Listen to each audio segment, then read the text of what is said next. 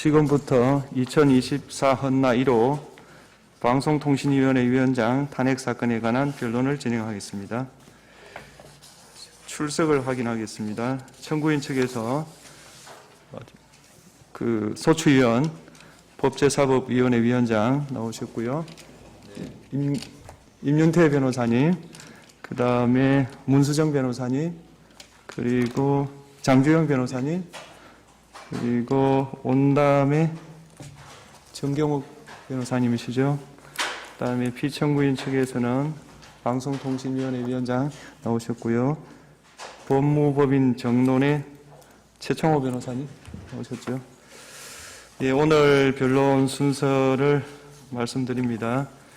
소추사실 요지, 그에 대한 의견 진술하시고요. 변론 준비기일 결과 변론에 상정하겠습니다.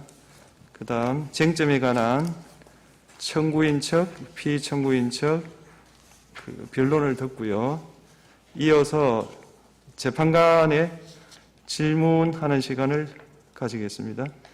그리고 증거에 관한 최부 증거조사 이렇게 하겠습니다. 청구인 측에서 소추 의결서에 따른 소추 사실의 요지 진술해 주십시오.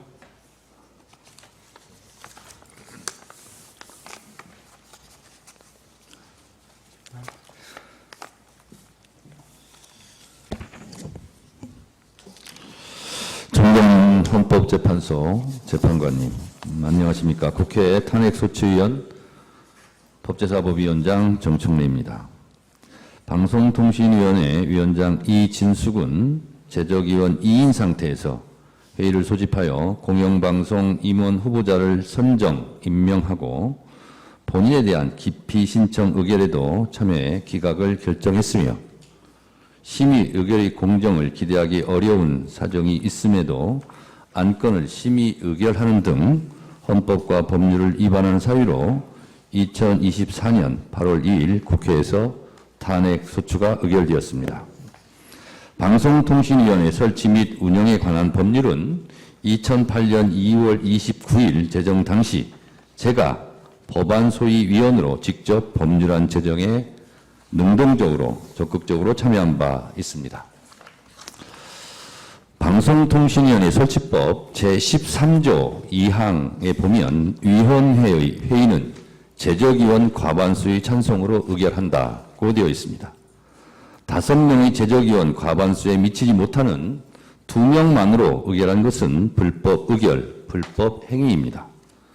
민주주의 보편적 의사결정은 대개의 경우 과반수의 찬성으로 의결하는 다수결 제도를 채택하고 있고 헌법에서도 국회의 의사결정은 다수결로 하라라고 되어 있습니다. 행정부의 독임제 기구가 아닌 합의제 기구인 방통위의 의사결정은 더욱 엄격해야 합니다. 따라서 대통령이 임명한 2인으로 방통위 의사결정을 한 행위는 명백히 방통위법 위반이고 이를 감행한 이진숙 방통위원장에 대한 국회의 탄핵은 정당합니다. 헌법재판소에서 현명한 판단을 해 주시리라 믿고 말씀드립니다. 당시 제4의 권력이라는 방송과 통신융합의 막강한 파급력을 고려하여 대통령이 지명하는 상임위원 수를 2인으로 제한하고 국무총리의 간섭을 배제하는 등 독립성과 공공성 그리고 중립성을 강화하는 합의제 기구로 방통위를 구성하도록 여야 국회의원들과 전문가들이 머리를 맞대고 수많은 논의를 거쳐 합의 통과시킨 것이 방통위법입니다. 특히 방통위법 제5조는 위원 5인 중 위원장을 포함한 2인은 대통령이 지명하고 3인은 국회의 추천을 받아 제1항에 따른 임명을 한다고 규정하고 있습니다. 법에는 명시되어 있지 않지만 당시 회의록에 보면 부위원장은 대통령이 속하지 않는 정당, 즉 야당이 맡는다라고 되어 있습니다. 그럼에도 불구하고 대통령은 아무런 이유 없이 법에 따른 국회 추천 방송통신위원 인사 최민희에 대한 임명을 거부했으며 방송통신위원 임명에 대해서도 역시 2024년 7월 방송통신심의 5기가 종료되도록 임명하지 않으며 대통령 자신의 지명 몫으로 임명한 위원들로만 방송통신위원회와 방송통신심의위원회를 운영하는 사태가 계속되고 있습니다. 그 과정에서 법의 취지와 목적에 위반되는 2인의 파행 구조로 공영방송인 KBS를 장악하고 YTN을 민영화시키고 MBC마저 장악을 시도하는 등 방송통신위원회와 방송의 독립성, 공공성, 중립성이 현저히 훼손되고 있습니다. 최근 2인 방통위가 의결한 안건들에 대해 처분의 절차적 위법성을 이유로 효력을 부정하는 법원의 결정과 판결들이 나오기 시작했습니다. 2인 위원으로 방통위에게 부여된 중요 사항을 심의 의결하는 것은 분명 방통위법이 추구하는 입법 목적을 제어하는 것이며 피청구인이 위원장으로 있는 한 위헌 위법적 심의 의결은 지속될 것으로 사료됩니다. 방통위가 구성된 이래 이같이 위법한 중요 의사결정을 한 사례는 저는 지금까지 본 적이 없습니다. 존경하는 헌법재판관님들께서 부디 본 사건을 잘 살펴주실 것을 간곡히 요청드립니다. 직무집행의 위법, 위헌이 명백한 피소추자에 대한 탄핵을 인용해 주셔서 협치를 거부한 권력의 남용을 심판하고 견제와 균형이라는 삼권 분립의 원리가 살아있음을 확인해 주시기를 바랍니다. 감사합니다. 예. 피청구인 측에서 소추 사실에 대한 의견을 진술해 주시기 바랍니다.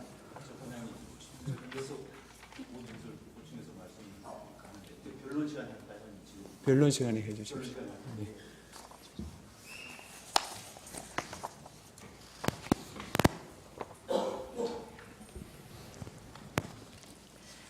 안녕하십니까. 존경하는 헌법재판소 재판관님들, 피청구인 이진숙입니다.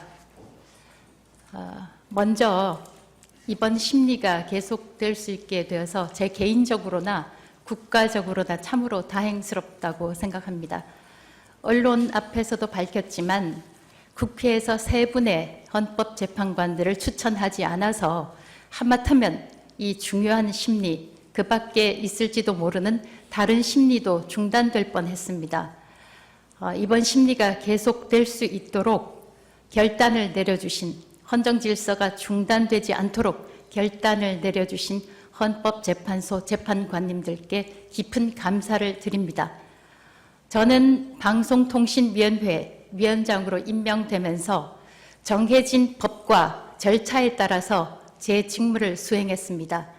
임기가 12일 앞으로 다가온 공영방송 이사 선임 절차를 더 이상 미룰 수가 없었습니다. 다시 한번 강조하지만 정해진 법과 절차에 따라서 제 직무를 수행했습니다. 앞으로 제가 성실하게 법에 따라서 직무를 수행할 수 있도록 법에 따라서 판단을 내려주시기를 기대하고 있습니다. 감사합니다. 네. 준비기일 결과를 변론에 상정하겠습니다. 청구인 측에서 갑 1호증부터 39호증까지, 그 다음에 피청구인이 갑 28호증은 제외하고 나머지 증거에 대해서 동의했습니다. 그리고 증거로 채택되었습니다. 피청구인 측에서 얼제 1호증부터 12호증까지 지출하셨고 청구인 측이 모두 동의하여 증거로 채택되었습니다. 송부 촉탁 신청에 대해서 살펴보겠습니다. 청구인 측이 2024년 9월 10일 서울고등법원에 집행정지 사건 기록 일부에 대해 송부 촉탁을 했고 채택했고 9월 24일 회신이 도착했고 갑보증으로 제출했습니다. 청구인 측이 9월 10일 MBC 기자를 상대로 사실조회했고 채택했고 9월 20일 회신이 도착했습니다. 피청구인 측이 10월 4일 국회 사무총장에 사실조회를 신청해서 채택했고 10월 17일 회신이 도착했고 어제 17호증으로 제출했습니다. 피청구인 측이 10월 4일 서울고등법원에 집행정지 기록에 대해 송부 촉탁 신청을 했고 채택했고 10월 21일 회신이 도착했습니다. 청구인 측이 9월 10일 방통위를 상대로 문서 제출 명령 2건 신청했습니다. 쟁점 정리하겠습니다. 3인이 공석인 상태에서 피청구인을 포함한 2인의 위원만으로 공영방송 임원 후보자 선정, 추천, 임명 등에 관한 안건을 의결해서 법률을 위반했다. 회의 개최 2일 전에 일시장소 안건을 위원들에게 통지하도록 한 법령을 위반했고 2인 체제에서 심의와 의결을 강행함으로써 회의의 공개에 관한 법령을 위반하였다. 박문진 이사가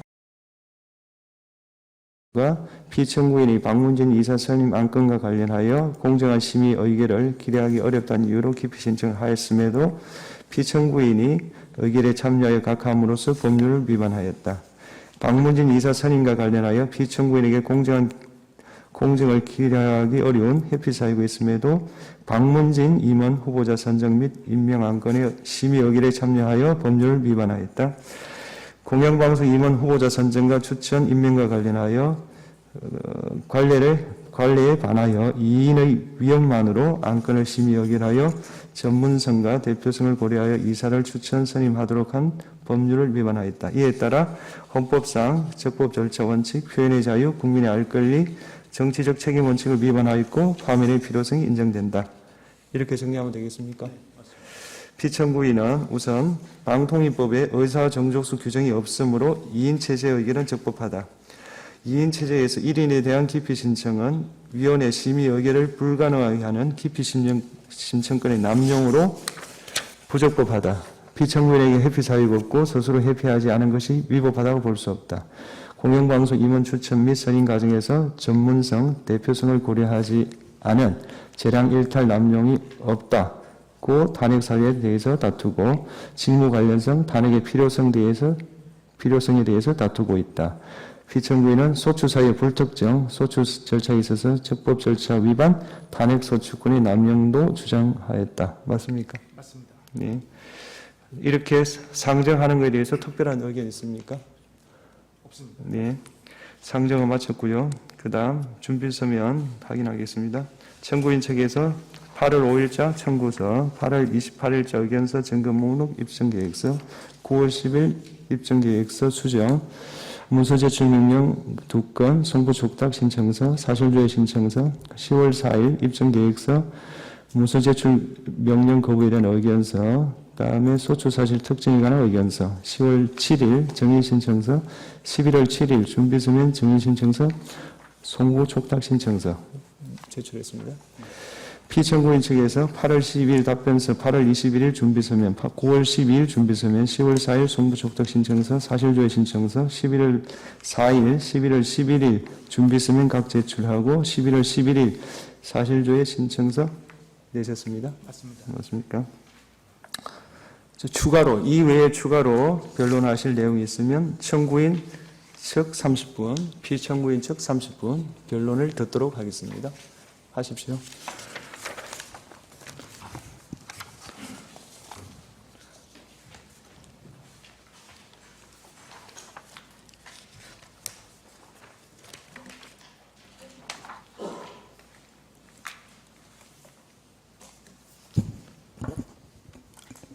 네, 정부인 측에서는 탄핵 제도의 의의, 이 사건 탄핵의 배경, 탄핵의 사유, 법 위반 행위의 중대성과 파면으로 인한 효과 사이의 법익 형량, 결론 순서로 말씀을 드리도록 하겠습니다.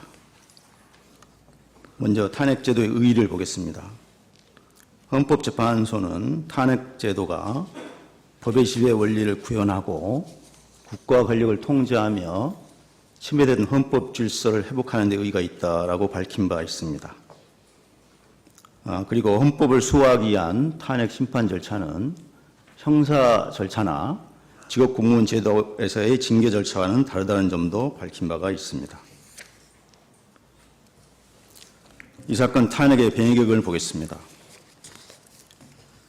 피청구인 임명 이전부터 법 위반 행위가 반복되었습니다.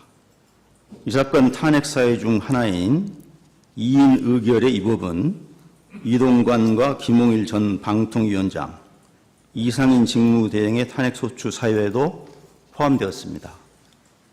그런데 이 세 사람은 탄핵 소추안 발의 직후 사퇴했습니다. 그래서 국회의 탄핵 소추 의결이 불발되었고요. 헌법재판소가 법 위반 행위 여부와 중대성 등에 대해서 판단할 기회를 갖지 못했습니다. 그래서 이 사건 탄핵이 반복된 하나의 원인이 되었다라고 볼 수 있겠습니다.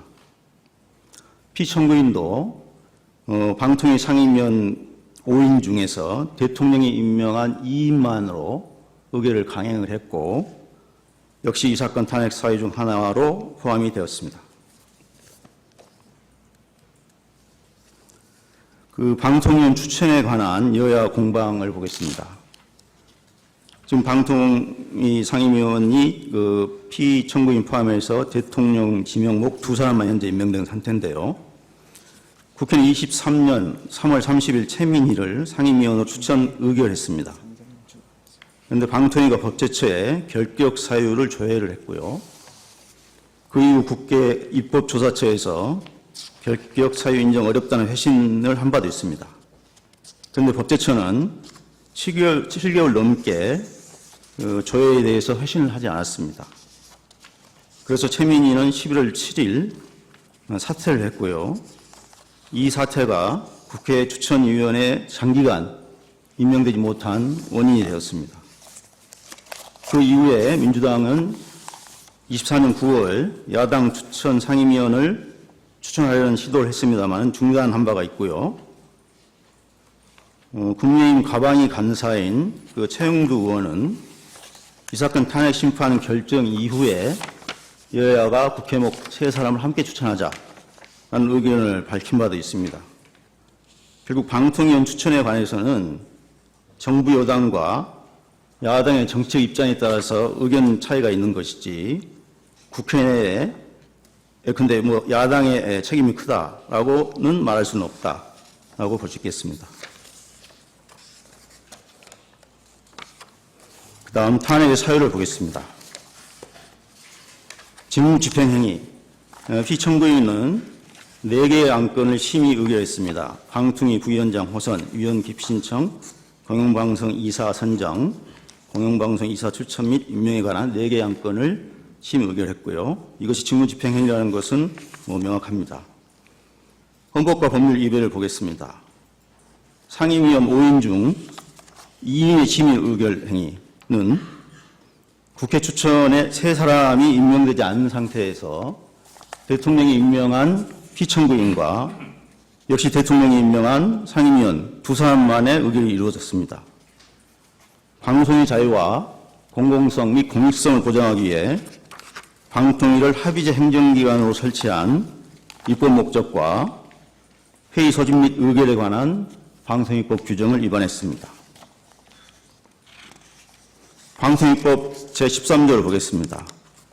1항은 위원회의 회의는 2인 이상의 위원회 요구가 있는 때에 위원장이 소집한다. 다만 위원장은 단독으로 회의를 소집할 수 없다. 2항은 위원회의 회의는 제적위원 과반수의 찬성으로 의결한다. 라고 규정되어 있습니다.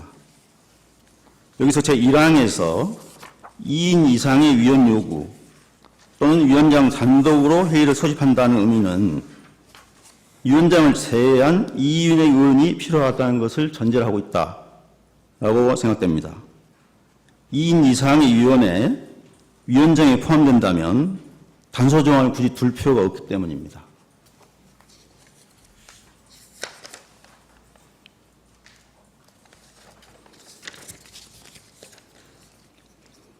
제적 과반수 찬성을 의결하는 기관도 많이 있습니다. 감사원은 7명의 감사위원으로 구성이 됩니다. 법에는 제적 감사위원 과반수 찬성으로 의결하도록 규정되어 있습니다. 국가인권위원회는 11명의 인권위원으로 구성되어 있고 역시 제적위원 과반수 찬성으로 의결하도록 되어 있습니다. 공정거래위원회도 9명의 위원으로 구성되어 있고 제적위원 과반수 찬성으로 의결하도록 규정되어 있습니다. 5.18 진상규명법, 과거사정리법은 9명의 위원으로 구성되고 역시 제적위원 과반수 찬성으로 의결하도록 규정되어 있습니다. 또 의사정적수와 의결정적수가 과반수 찬성으로 규정되어 있는 기관들도 있습니다. 중앙선거관리위원회는 9명의 위원으로 구성이 되고 방심위 역시 과반수 출석과 출석위원 과반수 찬성으로 의결하도록 규정되어 있습니다. 그런데 이 기관들이 법에 규정된 위원 수에 관계없이 2명의 위원을 의결한다면 모두 법 위반으로 보아야 될 것입니다.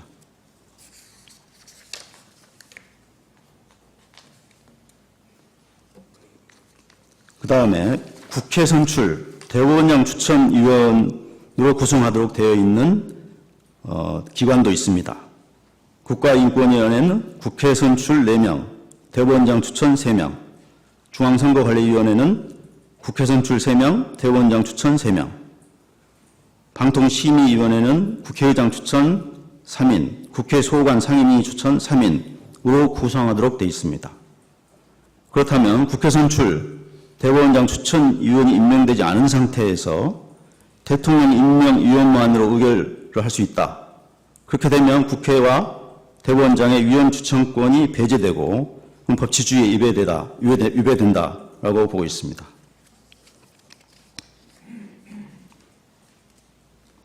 법원에서도 비슷한 취지의 결정을 한 바가 있습니다. 서울고등법원은 2인 의결의 효력을 존속하면 방통위법의 입법 목적을 저해할 우려가 있다라고 판결했습니다. 또 다른 사건에서 서울고등법원은 합의제 행정기관인 방통위에서 2인 의결은 절차적 위법성이 문제될 여지가 있다라고 판시한 바 있습니다. 서울행정법원은 방통위는 정치적 다양성을 반영한 5인의 상임위원으로 구성된 회의를 전제하고 있다라고 판결을 한 바가 있고요. 또 다른 사건에서 서울행정법원은 방통위법상 최소 3인 이상 구성원의 존재는 의사결정의 필수 전제 요건이다라고 판결한 바가 있습니다. 그리고 지금까지 방통위가 방통위원 2사람만으로 의결한 전례가 없습니다. 그런데도 피청구인이 자신을 포함하여 대통령이 지명한 상임위원 2인만으로 의결한 행위는 헌법상 법치주의와 방통위법에 위배된다고 볼 수 있겠습니다. 그 다음 기피신청 각하의 위법입니다. 피청구인은 기피신청되었습니다. 그러나 의결에 참여하여 각하 결정을 하였습니다. 기피신청 의결에 참여할 수 없는 피청구인이 의결에 참여한 위법이 있습니다. 기피신청권 보장을 위해서도 3인 이상의 위원이 필요합니다. 2사람이 임명된 상태에서 1인 위원에 대한 기피신청권이 기피신청권 남용이라고 본다면 2명이 임명된 상태에서의 기피신청권 자체가 무용지물이 될 수 있습니다.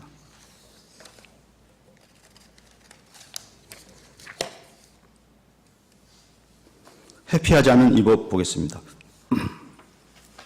피청구인은 과거 문화방송에 재직하는 동안 직원 사찰 행위로 손해배상 책임이 인정되었습니다. MBC 기자협회에서 제명된 바도 있습니다. 민영아 씨도 논의를 한 전력이 있고요. 2022년에 페이스북에 MBC 보도 응징을 위해서 시청과 광고 거부를 제안하기도 했습니다. MBC의 공적 책임을 실현하기 위해 설립된 방송문화진흥회, 즉 박문진 이사의 이사 선임 관련해서 피청구인은 공정한 심의 의결을 기대하기 어려운 현저한 사정이 있습니다. 그럼에도 회피하지 않은 위법이 있습니다.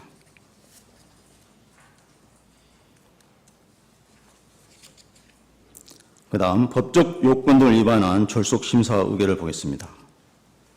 방송법과 방문진법은 방송의 공적 책임 이행을 위해서 KBS와 방문진의 임원은 방송 전문성, 각 분야의 대표성을 고려하여 임명하도록 규정하고 있습니다.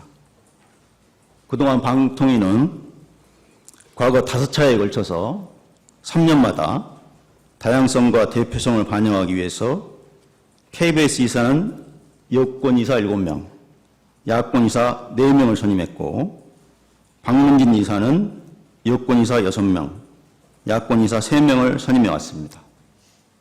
그 과정에서 서류심사와 면접, 5명 상임위원 간의 충분한 협의와 표결을 진행을 했습니다. 그런데 피청구인은 임명된 당일에 또 같은 날 임명된 김태규 상임위원과 함께 약 1시간 35분 동안 토론 없이 7, 8차례 투표만을 반복한 후에 선임했습니다. KBS 이사 지원자 53명, 박문진 이사 지원자 32명, 총 85명을 법정 요건에 맞추어서 그 짧은 시간 내에 심사하기란 불가능하다고 봐야겠습니다. 또 전례 없이 여권, KBS는 여권 이사 7명, 박문진은 6명 이사만을 선임하고 KBS는 야권 이사 4명, 박문진은 야권 이사 3명을 선임하지 않았습니다. 이는 다양성과 대표성 등을 고려하지 않은 행위로서 위법하다고 봐야겠습니다. 그 다음 법 위반 행위의 중대성을 보겠습니다. 헌법재판소는 법 위반 행위의 중대성과 파면 결정으로 인한 효과 사이에 법익 형량이 필요하다고 밝힌 바 있습니다. 그리고 피청구인은 선거에 의해서 선출된 대통령과 달리 정치적 비중이나 기능에 본질적인 차이가 있습니다. 또한 피청구인은 정부위원으로서 대통령이나 국무위원과는 다른 지위에 있다는 점도 고려될 필요가 있습니다.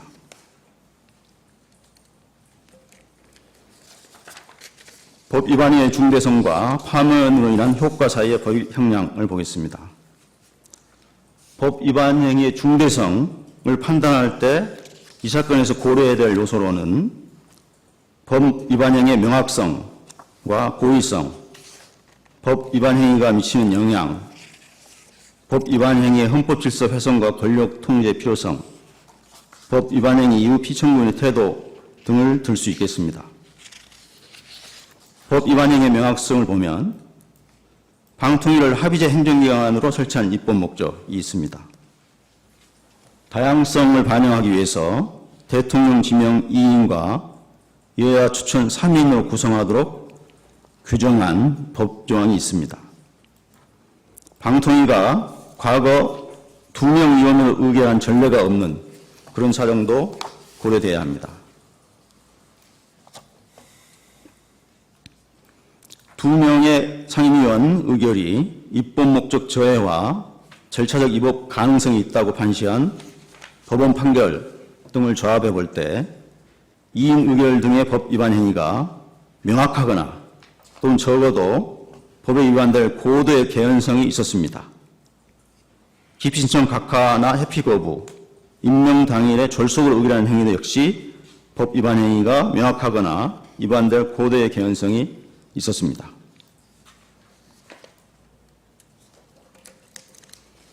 두 번째, 법 위반 행위의 고의성이 고려되어야 합니다. 피청구인이 3명의 전임 방통위원장 및 직무대행이 2인 의결의 위법 문제에 포함하여 탄핵 발의된 사실을 잘 알고 있었습니다. 그리고 국회에서 야당이 피청구인에 대한 인사청문회를 포함하여 계속해서 2인 의결의 위법을 지적해온 사실도 있었습니다. 서울고법에서 2차례 2인 의결의 입법 목적 저해 우려와 절차적 위법성 문제를 지적한 사실 역시 잘 알고 있었습니다. 그러나 피청구인은 사전 계획했다는 듯이 임명 당일에 2인 의결을 강행했습니다. 이런 사실을 종합해 볼 때 피청구인이 고의로 법을 위반했거나 또는 적어도 법 위반 행위에 중대한 과실이 있다고 생각됩니다. 법 위반 행위가 미치는 영향을 보겠습니다. 그러니까 피청구인이 선임한 이사에 대해서 이사 선임 처분에 대해서 집행정지 결정이 내려졌고 취소소송도 계속되고 있습니다. KBS와 MBC의 경영에 관한 최고 의결 기관인 이사회의 불안정성과 혼란이 계속되고 있습니다. 피청구인 이사 선임은 경영진 교체로 이어지고 보도와 편성에 개입한 사건이 발생하고 KBS, MBC 내 갈등이 계속되며 그 과정에서 헌법이 보장하는 방송의 자유와 방송법이 추구하는 방송의 공적 책임 수행에 직접적으로 위협을 가할 우려가 있습니다. 우리는 2008년 이후 KBS의 경험을 통해서 그러한 사례를 유추해 볼 수 있습니다.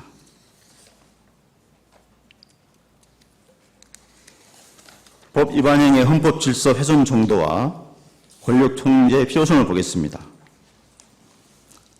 두 사람만 임명된 상태에서 제적 과반수인 2인의 출석, 2인의 찬성 의결이 허용된다면 법률상 제적 과반수의 의사 정족수와 의결 정족수를 모두 충족하게 되는 문제가 발생합니다.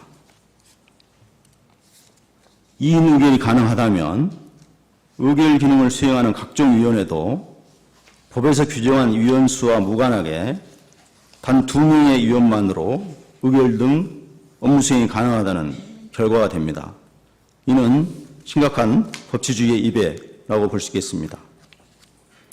나아가서 국회 추천의 위원의 임명을 거부하거나 대통령 몫의 위원만으로도 행정행위가 가능해지는 결과가 될 수 있습니다.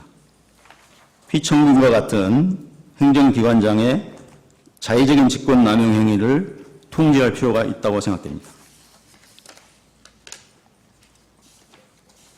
그 다음 법 위반 행위 이후 피청구인의 태도를 보겠습니다.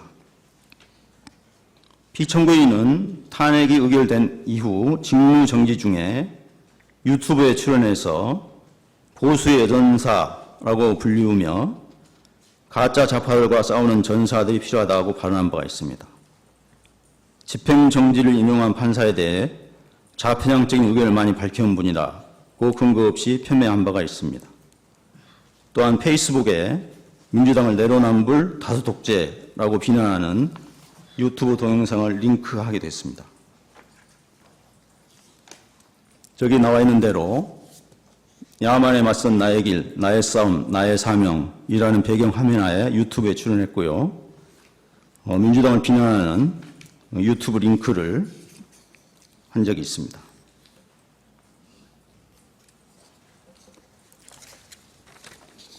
직무 정지 중에 공무원 식무로 헌법상 정치적 중립성과 국가공무원법의 정치운동 금지 규정을 위반하였다고 볼 수 있습니다. 이는 피청구인이 고위공직자로서 법 규범 준수 의지가 결여되어 있다고 볼 수 있는 근거입니다. 파면 결정으로 인한 효과를 보겠습니다. 피청구인이 파면될 경우 의결 기능을 갖고 있는 행정기관 등의 적법한 행정을 촉구하고 재발 방지의 효과를 기대할 수 있습니다. 또 이 의결에 따른 그 각각의 위법한 행정처분에 대해서 취소소송이나 집행정지 등 계속되는 법적 분쟁을 종식하고 원천적으로 차단하는 효과를 기대할 수 있습니다.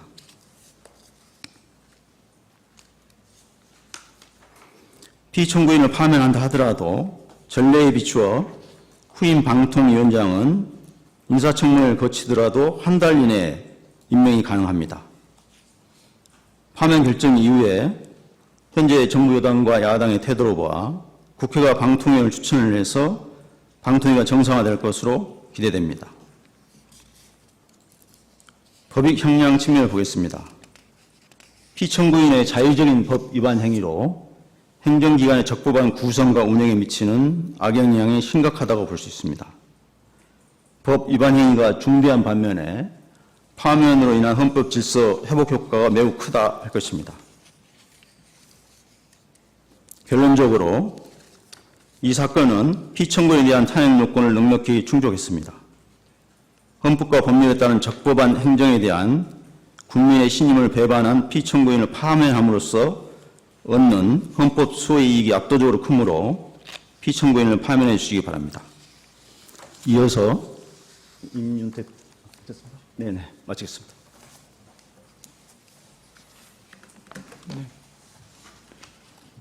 끝났습니까? 네. 피청구인 변론해 주십시오.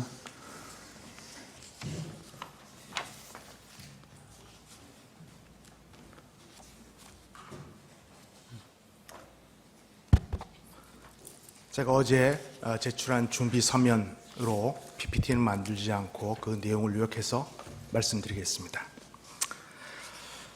이 사건은 피청구인이 2024년 올해 7월 31일 날 임명되자마자 단 하루 만에 탄핵 소추가 의결되고 그 다음 날 탄핵 소추가 의결되고 발의되고 그 다음 날 의결되어서 권한행사가 정지된 사건과 관련해서 헌법과 법률을 위배했는지 그 위법성이 중대한지 또는 입법권의 남용이 아닌지 여부가 쟁점이 되는 사건입니다. 헌법과 법률에 위배했는지 여부에 대해서는 네 가지 요건을 주장하고 있는데 요건과 법 위반행위의 중대성, 입법권의 남용의 순으로 말씀드리도록 하겠습니다. 먼저 청구인은 2인체제의 위법상 관련해서 피청구인이 방통위가 5인으로 상임위원 5인으로 구성되는 것을 전제로 제적 과반수의 찬성으로 의결된 방통위법을 위반하여 상임위원이 2인 상태를 악용하여 위법한 심의 의결을 하였다고 주장하고 있습니다. 현행 방통위법은 방통위 5인 중 2인은 대통령이 지명하여 임명하고 3인은 국회 추천을 받아 임명하고 있는데 국회의사가 대통령의 의사보다 우월할 수 있기 때문에 대통령의 공무원 임명권과 행정권을 침해할 소지가 있다고 볼 수 있습니다. 집행부를 법률로 구성하는 것이 아니라 집행부 구성원의 임명에 입법부가 사실상 관여하는 것은 권력분립의 소지에 반할 소지가 있습니다. 대통령이 임명권을 가진다는 면에서 사실상 관여라고 할 수 있지만 만약 이번처럼 국회가 3인을 추천하지 않는 방식을 취하고 그리하여 2인의 경우에 어떠한 의결도 할 수 없다고 하면 그것은 사실상을 넘어 법적 결정권을 행사한 것이라고 할 수 있습니다. 즉 국회는 사실상 결정권을 가진 것이지만 일정한 조건에서는 법적 결정권을 가진 것이고 사실상 국회가 행정부의 실질적 인사권을 행사하는 것에 다름 아닙니다. 국회부는 법률로서 행정부를 구성하는 것이고 그 집행부는 선거에서 당선된 대통령이 그 구성원을 임명하는 것입니다. 집행부의 구성원 임명에 있어서 국회가 사실상 또는 법적 결정권을 행사하고 아무런 책임을 부담하지 않는다면 이는 권력분립의 원칙에 반하게 됩니다. 집행부의 구성은 대통령의 권한에 속하는 것입니다. 의결 정족수에 관해서 말씀드리겠습니다. 현행 방통위법이 의사 정족수를 규정하지 않고 의결 정족수만 제적 과반수로 규정한 것은 정파적 이해관계 등으로 인하여 방통위 위원 간의 합의가 이루어지지 않는 경우에도 정부의 방송통신 기능이 유지될 수 있도록 의결이 가능하도록 한 것입니다. 방통위법에 의하면 의결 정족수는 정원이 아니라 제적 과반수입니다. 피청구인은 방통위법에 따른 적법한 절차를 거쳐 심의 의결하였습니다. 제적 과반수가 있어야 개의할 수 있다는 청구인의 주장에 따른다면 국회는 국회법 54조에 의사정족수를 5분의 1로 하고 있는데 회의체는 국회법도 제적 과반수의 출석이 있어야 개의하는 것이고 국회법 54조가 위헌되는 결과에 도달하지 않겠습니까? 방통위법 위에도 감사원법, 인권위원회법, 영화진흥에 관한 법, 원자력 안전위원회에 관한 법, 공정거래법, 공수처장 추천위원회법, 과거사 정리법 등에서 회의체의 의사를 결정에 있어서는 의사 정족수를 규정하지 아니하고 의결 정족수만 규정하고 있습니다. 법률 해석에 대해서 말씀드리겠습니다.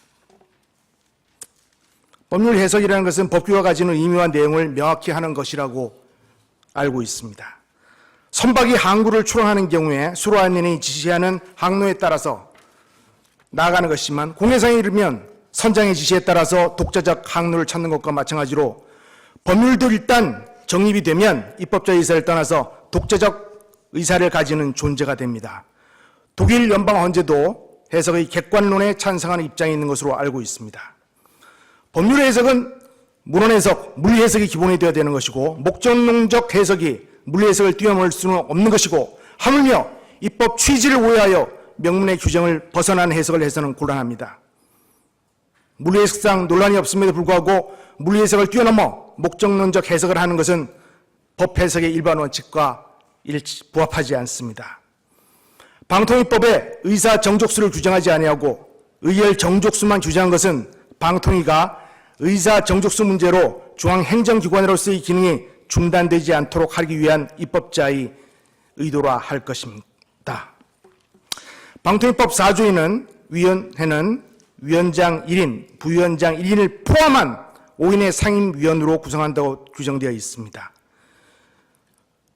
위원회 상임위원회에는 위원장이 포함되어 있기 때문에 헌법재판소장이 헌법재판관인 것과 마찬가지로 방통위 위원장은 당연히 상임위원으로서의 지위를 갖습니다.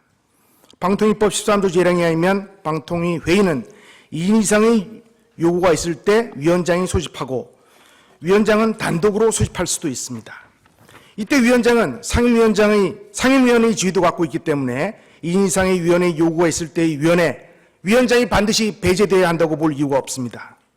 위원장인 위원을 포함해 2인의 요구가 있을 때에는 위원장은 회의를 소집하는 한편 위원장 지위에서 단독으로 회의를 소집할 수 있는 재량을 갖는 것으로 해석하여야 할 것입니다. 한편 방통위법 13조 제2항에 의하면 위원회 회의는 제적 과반수의 찬성으로 의결한다고 되어 있어 의결 정족수는 규정되어 있는 반면에 의사 정족수는 규정되어 있지 않습니다. 이처럼 명시적인 의사 정족수가 존재하지 않는 상황에서 위원회 소식과 관련된 조항에 불과한 13조 1항의 의사 정족수를 유추하여 반드시 3인 이상의 상임위원이 있어야만 적법한 회의가 구성된다고 하는 것은 독자적인 견해로서 문헌 해석, 물리 해석을 크게 벗어나는 것으로서 법 해석의 일반 원칙에 부합하지 않습니다. 제적은 현재 위원회에 적을 두고 있는 것을 의미합니다. 청구인의 주장은 정원과 제적의 의미를 혼동하고 있는 것으로 보입니다. 국회의 자기의무 불이행에 대해서 말씀드리겠습니다. 국회 몫으로 남겨진 3인의 상임위원을 충원하지 못하는 것은 국회에서 상임위원을 추천하지 않았기 때문입니다. 작년 11월경 최민희 위원이 사퇴한 후라도 국회에서 상임위원을 추천하였다면 방통위는 5인 체제로 구성이 되었을 것입니다. 청구인은 2인 체제의 위법성을 주장하면서 방통위 회의 소집 및 의결 등 업무가 집행되면 방통위법 위반이라는 주장을 지속하여 반복하였다고 합니다. 제가 찾아보니 이동관 위원장이 2023년 8월 25일 임명됐는데 그때부터 이러한 2인 체제가 위법이라는 것을 알았으면 국회는 상임위원 3인을 임명하면 됩니다. 추천하고 임명하는 절차를 거쳐야지. 그러나 국회가 3인의 상임위원을 추천하려는 노력을 시도한 흔적은 전혀 없습니다. 국회는 방통위의 2인 체제를 위법이라고 주장하면서도 이를 해소할 조치는 전혀 취하지 아니하고 방통위원장 및 권한대행에 대한 탄핵 소추를 계속 지속하면서 급기야 피청구인에 대한 탄핵 소추를 의결하였습니다. 국민의 대표인 국회가 해야 될 의무는 공석인 3인의 상임위원을 추천하는 것이지 방통위 기관장에 대한 탄핵 소추가 아닙니다. 국회의 태도는 정파적 이해관계에 의하여 집행부를 무력화시키고 시민을 기관화시키는 것 이외에 그 어떤 용어로도 설명할 수 없습니다. 방통위가 개점 휴업 상태가 되면 그 누가 이익을 보는지 생각해보면 국회의 태도는 입법권의 남용이라 하지 않을 수 없습니다. 이러한 국회의 태도는 행정부의 무력화 시도에 다름 아닌 것입니다. 형법상 자초유난 개념에 의하면 고의적으로 법익 침해의 상황을 만들어낸 경우에는 긴급피난이 허용되지 않습니다. 국회가 방통위의 2인 체제를 유지하는 고의적 부작위를 행하면서 심지어 방통위 기관장인 피청구인에 대한 이 사건 탄핵 소추를 의결함으로써 중앙행정기관인 방통위를 마비시키고 말았습니다. 기피신청 관련입니다. 청구인은 피청구인이 자신에 대한 기피신청이 있었으므로 기피신청 관련 의결에 참여할 수 없음에도 불구하고 회의를 수집하여 기피신청을 각하함으로써 방통위법을 위반하였다고 주장하고 있습니다. 방통위는 제적이 현재 2명인데 기피신청을 당한 위원장이 기피신청에 대한 심의결에 참여하지 못한다면 부위원장 1명만 남게 됩니다. 1명만 남게 되면 위원회를 구성할 수도 없게 될 뿐만 아니라 의결 자체가 불가능합니다. 따라서 이는 기피신청권의 남용이 다름 아닙니다. 제적이 2명에 불과한 상태에서 피청구인에 대한 기피신청을 한다는 것은 방통위를 무력화시키는 것 외에 그 어떤 공익적 이유를 찾아볼 수 없는 권리 남용인 것입니다. 기피신청이 있다고 하더라도 그 신청이 합의제 기관의 구성을 불가능하게 만드는 기피신청권의 남용에 해당하는 경우에는 피청구인의 제척 기피 결정의 관여가 금지된다고 볼 수 없습니다. 청문회 주장에 따른다면 아무리 기피신청권의 남용에 해당하는 신청이 접수된다 하더라도 최소한 3인의 상임위원이 구성되기까지 아무런 결정도 할 수 없다는 결론에 이르게 되는 모순에 이르게 됩니다.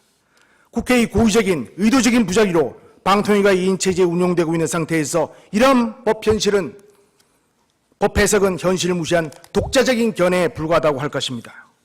청구인은 피청구인이 주장한 기피신청권의 남용과 관련하여 정당한 근거와 이유를 제시하지 못하고 주장하고 있습니다. 그러나 이 사건 탄핵 소추안이 발의되고 나서 제가 8월 12일자 답변서를 쓰면서 을 1호증으로 낸 판례에 제가 분명히 근거를 제시하였습니다. 청구인은 피청구인에게 공정한 심의 의결을 기대하기 어려운 사정이 있음에도 안건의 심의 의결을 회피하지 않은 것이 위법이라고 주장하고 있습니다. 우선 방통위법 14조 제1항 소정의 제척사유에 피청구인이 해당하지 않습니다. 또한 3항의 심의 의결의 공정을 기하기 어려운 사정에도 해당하지 않습니다. 또한 법률가로서 강행 규정이 아닌 회피할 수 있다라는 임의 규정인데 임의 규정에 위배되었다고 해서 이런 것을 위법이라고 주장한 것은 참으로 이해하기 어려운 주장이 할 수 없습니다. 제가 만약 현재 6인 체제로 있는 헌법재판소의 재판관님 5분 중에 5인을 공정한 재판을 기하기 어렵다는 이유로 기피 신청을 한다면 과연 그 기피 신청이 남용이라고 판단되지 않을지 생각해보면 알 것이라고 생각합니다. 직무집행 관련입니다. 청구인은 피청구인이 과거 문화방송에 재직할 때 등의 행위를 언급하면서 공정한 심의의결을 기대하기 어려운 현저한 사정이 있고 또한 최근에 유튜브 출연 및 SNS 내용을 문제 삼고 있습니다. 피청구인이 주장한 사유들은 피청구인이 2024년 7월 31일 공직에 취임하기 이전에 10년 전에 20년 전에 일어났던 일입니다. 직무집행과 전혀 무관한 사유입니다. 또한 직무와 무관한 사적 행위는 탄핵소추의 요건을 갖추지 못한 것으로서 공정한 심의결을 기대하기 어려운 현저한 사유라고 보기 어렵습니다. 또한 탄핵소추 이후에 피청구인의 행위는 자기 방어를 위한 소극적인 것이었고 또한 피청구인이 최근에 새롭게 주장하는 내용들은 국회에서 행한 탄핵소추의 대상이 된 내용이 아닙니다. 탄핵소추 심판은 국회에서 탄핵소추된 사실관계를 법률적으로 달리 평가하는 것은 허용된다고 할 것이나 탄핵소추 이후의 행위는 심판의 대상이 아닙니다. 따라서 나아가 판단할 필요 없이 이유 없는 것입니다. 관례에 무시했다는 점에 대해서 말씀드리겠습니다. 청구인은 피청구인이 방송에 관한 전문성과 대표성을 고려하여 이사를 임명하도록 한 방통위법, 방송지법 등 기존 관례를 무시한 채 5인의 상임위원이 모두 임명되기 전에 2인의 상임위원만으로 졸속으로 심의의결을 하였다고 주장하고 있습니다. 방통위법이나 방문지법에서는 이사의 구체적인 선임 절차 및 기준에 대해서 규정하고 있지 않습니다.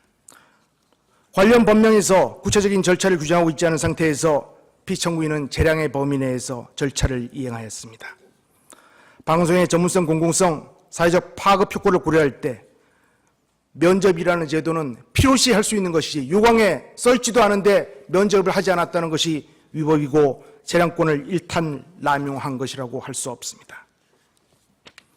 한편 방통위 회의 운영에 관한 규칙에 따르면 회의 일시 장소를 이틀 전에 통지해야 하나 예외적으로 긴급을 요하거나 부득이한 사유가 있을 때는 그러지 아니한 것으로 되어 있습니다. 통지를 해야 한다는 것은 회의를 수집하기 위해서 통지가 필요하다는 내용을 설명하는 회의 통지 절차에 관한 것이고 회의가 진행되기 위한 의사정족수를 말하는 것은 아닙니다.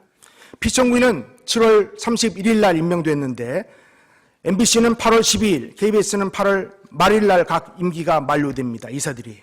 따라서 MBC 및 KBS 이사를 선임하거나 추천하는 행위가 2주밖에 남지 않은, 한 달밖에 남지 않은 이사의 후임을 임명하는 행위가 재량권을 일탈 남용했다고 보기 어렵습니다. 한편 피청구인이 국회에서 후임 상임위원을 임명할 때까지 기다릴 충분한 이유가 시간이 있었다고 주장하고 있습니다.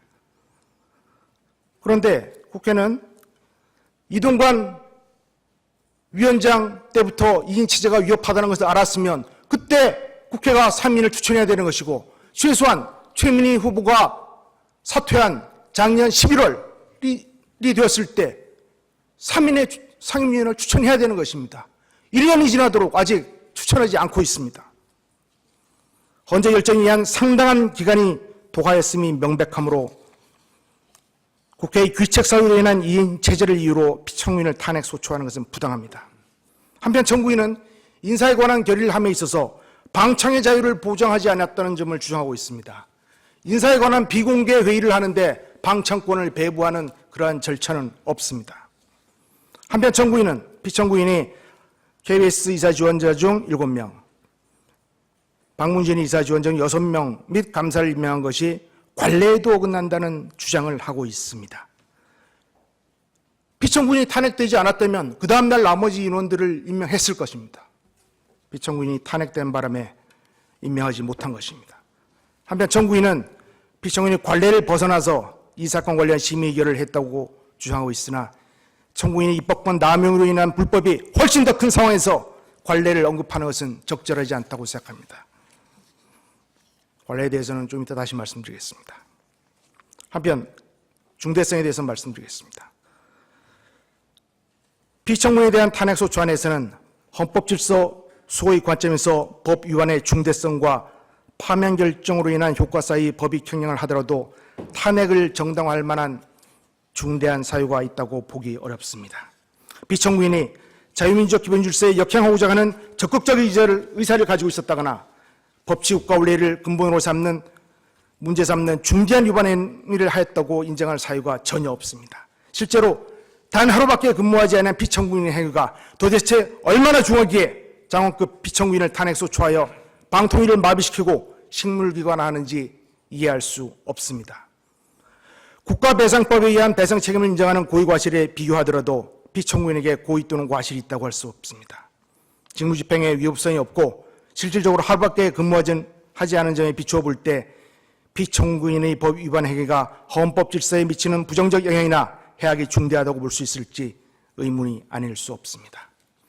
3인성호라는 말이 의미하는 것 같이 세 사람이 호랑이를 만들 수 있는데 국회의 다수당에 의해서 국회에서 탄핵 소추를 당했다는 그 사실 자체만으로 피청구인 개인은 크나큰 인격적 손상과 정신적 충격을 받았고 피청구인의 권한행사가 정지됨으로 인해서 방통위는 사실상 식물기관에 이르게 되었습니다. 업무가 마비되어 있는 상태입니다. 입법권의 남용에 대해서 말씀드리겠습니다. 국회는 피청구인에 대해서 국무위원급으로는 유례가 없는 3일 연속 청문회를 개최했습니다. 대한민국 건국 이래 이런 장관급 인사에 대해서 3일 연속 청문회를 개최한 사실은 없습니다. 또한 탄핵소추 이해 8월 6일 거방위 위원들은 현장 검증을 하였습니다. 탄핵소추를 한 이래로 이후에 현장 검증을 한 사례도 대한민국 역사상 없습니다. 또한 방통위를 상대로 불법적 박문진 이사 선임 등 방송자학 청문회를 3회에 걸쳐서 개최하였고 탄핵소추되어 있는 피청구인을 증인으로 채택했습니다. 피청구인은 탄핵소추를 당했다는 사정을 설명하면서 불출석하고자 하였으나 국회에서는 국회 모욕죄로 처벌한다고 하면서 동행명령장을 발부하까지 하였습니다. 한편 국회는 10월 24일 피청구인에 대해서 감사원에 대한 감사 요구안을 의결하기도 하였습니다. 그럼에도 불구하고 국회는 탄핵 소추를 위한 준비 단계로서 법사위에 회부하여 미리 조사를 하거나 실질적 의견 진술의 기회를 전혀 부여하지 않았습니다. 이러한 태도는 일반 징계 사건에서도 보기 어려운 권한의 남용이라고 하지 않을 수 없고 실질적 법치주의에 위배되고 적법 절차에 위배되는 것이라 할 것입니다. 방통위 이동관 위원장, 김홍일 위원장, 이상임 권한대행에 대한 지속적인 탄핵소추와 급기야 피청구인에 대한 탄핵소추 의결은 입법부에 의한 탄핵소추권의 남용이라고 하지 않을 수 없습니다. 정파적 이익을 위한 입법권의 남용이라는 용어 그 이외의 어떠한 말로서도 국회의 태도를 설명하기는 어렵습니다. 집행부 기관장에 대한 지속적인 탄핵 시도, 피청구인 개인에 대하여 행해진 국회의 도를 없는 행위가 관례라는 말로 포섭되지 않기를 바랍니다. 결론입니다. 대의적 책임 추궁의 수단으로서의 성격을 갖는 탄핵제도는 의회가 대통령을 중심으로 하는 집행부를 순치 또는 무력화하고 국민에 의해 창출된 정치구도를 사후적으로 변경하는 의회 권력의 정치적 수단이나 정파적 무기로 남용될 위험성을 내포하고 있습니다. 견제와 균형의 수단이 아니라 정치적 무기로서 의회의 탄핵 소추 권한이 남용되는 경우에는 탄핵제도는 권력 분리 원칙을 훼손하고 의회 내의 대화와 타협, 견제와 균형이라고 하는 정상적인 민주주의의 작동을 가로막는 장애물이 될 수 있습니다.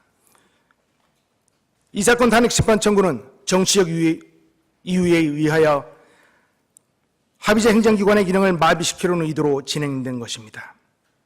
DK 여신이 눈을 가린 채 저울을 들고 있는 것은 그 어느 쪽에도 기울어지지 않는 공평한 판단을 하기를 바라는 희망을 표시하는 것입니다.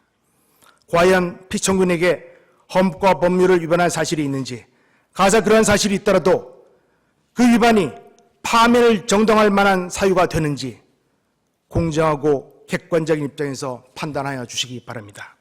헌법의 수호자인 헌법재판소에서 현명한 판단을 거쳐 피청구인에 대한 이 사건 탄핵 심판 청구를 조속히 기각하여 주시기를 기대합니다. 감사합니다.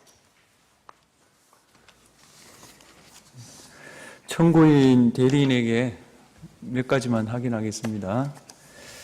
그 기피 신청 각하와 관련해서요. 그 과방위 청문회 회의록에 의하면 도 기피 신청을 한 것으로 보입니다. 그런데 그 소추 의결서 내지 준비 서면을 보면 기피 신청인은 박문진 이사 이 세 사람만 거론합니다. 이 사실관계를 좀 정리를 해주시고 그 다음에 만약에 제가 기피 신청을 했다면 기피 신청서도 증거로 좀 제출해 주시기 바랍니다. 알겠습니다. 두 번째로 방통위 회의 내용에 관한 보도 자료가 있습니다. 그 방통위에서 보도 자료 또는 브리핑 자료로 이렇게 홈페이지에도 올려놓고 뭐 기자들한테도 배포하고 이걸 증거로 제출하기로 했는데 그걸 좀 찾지 못하고 있습니다. 방통위 홈페이지에 있는 것 같던데요?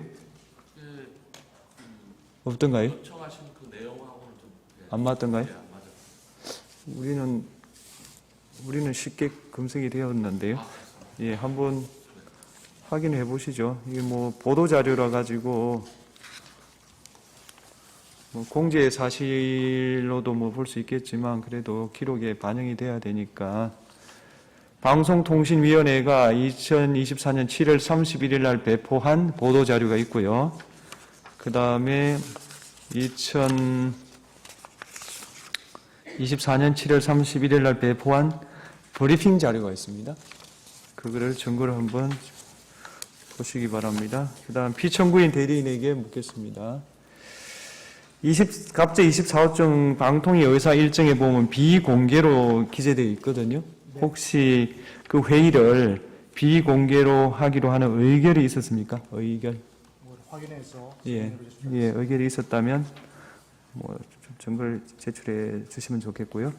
그 다음에 청구인, 피청구인의 변론과 관련한 재판관님들의 질문 하십시오.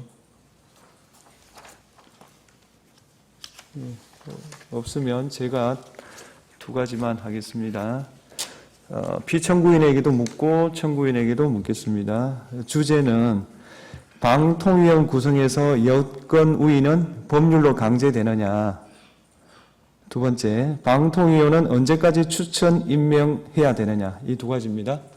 피청구인 측에 묻겠습니다. 법률이 방통위원 중 여권 3, 야권 2를 강제한다고 보십니까?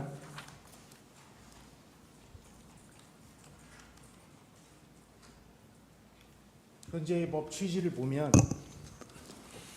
취지를 보면 합의제 행정기관인데 대통령이 2인, 국회가 3인을 추천하도록 되어 있는데 3인 중에 한 명은 대통령이 소속하였거나 하고 있는 정당, 2는 야권에서 하는 것으로 보니까 행정부를 구성하는데 행정부를 프레임을 만드는 것은 국내 대표인 국회가 해야 되지만 그 인원을 구성하는 것은 집행부의 수장인 대통령이 해야 되는 것입니다. 그런데 이는 구정통부와 방송위원회를 합치면서 이러한 구도로 만들어 놨는데 만약에 현재와 같이 국회가 3인을 추천하지 않아서 2인으로만 구성된다면 이는 또 청문이 주장하는 바와 같이 3인 이상이 되지 않으면 의결도 할 수 없다고 하면 이건 뭐 행정부를 구성할 수도 없는 그러한 상태에 이르게 됨으로써 저는 3대 2의 비율이 최소한 되어야 집행부라고 할 수 있다고 생각합니다. 예, 그러면 제가 예를 한번 들어보겠습니다. 대통령의 임기는 5년이고 방통위원의 임기는 3년입니다. 방통위원 1기가 끝났습니다. 2기가 구성이 되었습니다. 그런데 정권 교체가 되었습니다. 그렇다면은 2기 방통위원의 마지막 1년은 야권 우위가 될 수밖에 없지 않습니까? 뭐 그런 이제 그럼 그 경우에 지금 피청구인 대리인 말씀에 의하면 여 3, 야 2가 중요하기 때문에 그러면 법에 정해진 임기를 포기하고 사퇴를 해야 됩니까? 그런 경우에는 정권이 바뀌었을 때 알박기 인사를 하는 것과 비슷하게 나가는 대통령이 임기제 기관장을 임명함으로써 대통령과 임기제 공무원 간의 임기가 엇갈리는 그런 문제와 동일하다고 생각합니다. 네. 만약에요. 정무직은 임기가 보장되어 있지 않습니다. 대개 정무직은 대통령 임기를 마치면 대체로 그 직을 종료하는 것으로 해석하고 여기는 이의가 없습니다. 예.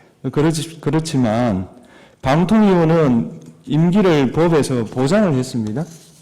그렇다면은 정무직이지만 정권 교체와 관계없이 임기가 보장되어야 한다. 이게 임기제 아닐까요? 그런 측면이 있습니다. 예를 들면 최재열 감사원장도 전임 대통령이 임명했지만 지금도 근무하고 있다.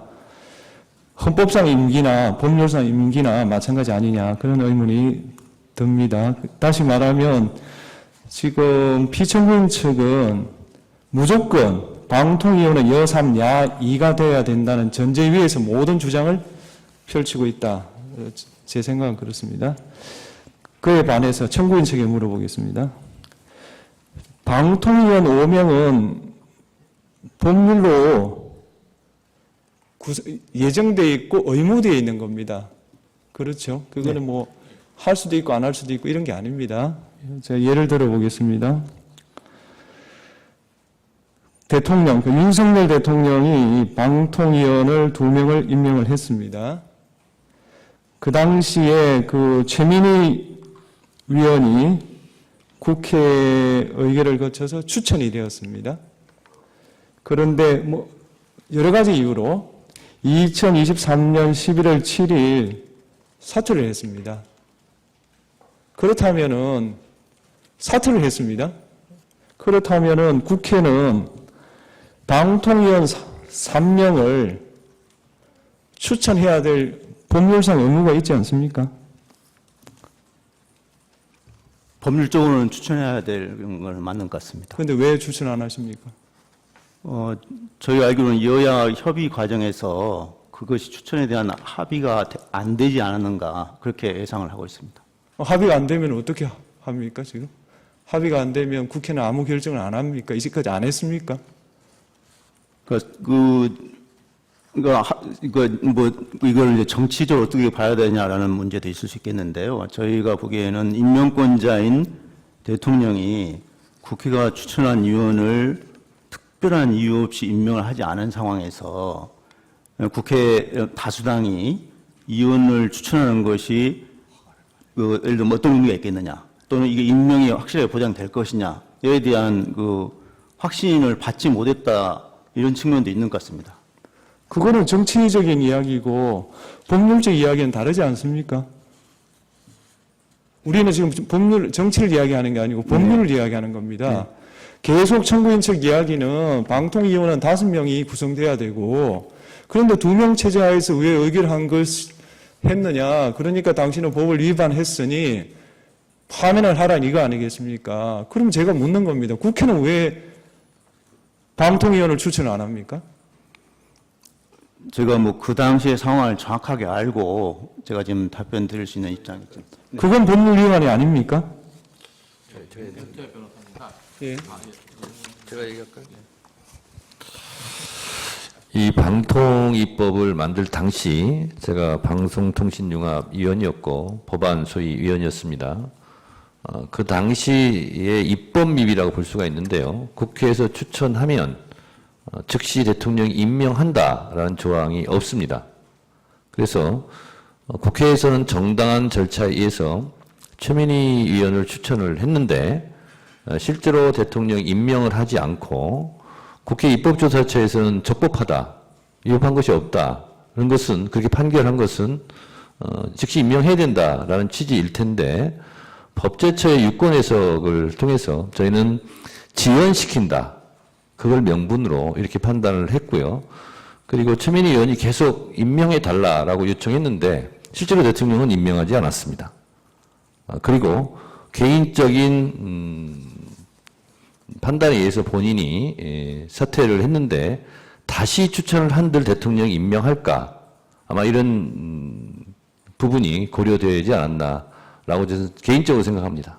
예. 지금 저희 질문은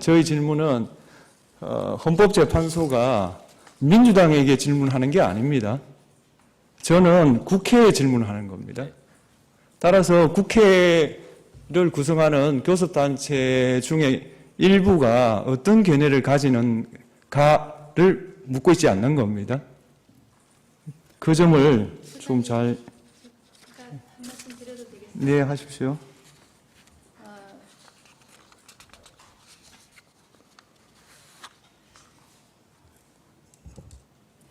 예, 청구인 쪽에서 최민희 위원에 대해서 국회가 추천한 최민희 위원에 대해서 대통령이 임명을 하지 않았다, 이렇게 말씀을 하고 따라서 국회가 추천을 해도 대통령이 임명할지 여부를 확실히 모르는 상황에서 추천을 할 수 없었다, 이렇게 주장을 하시는데 그건 사실이 아니라고 생각합니다.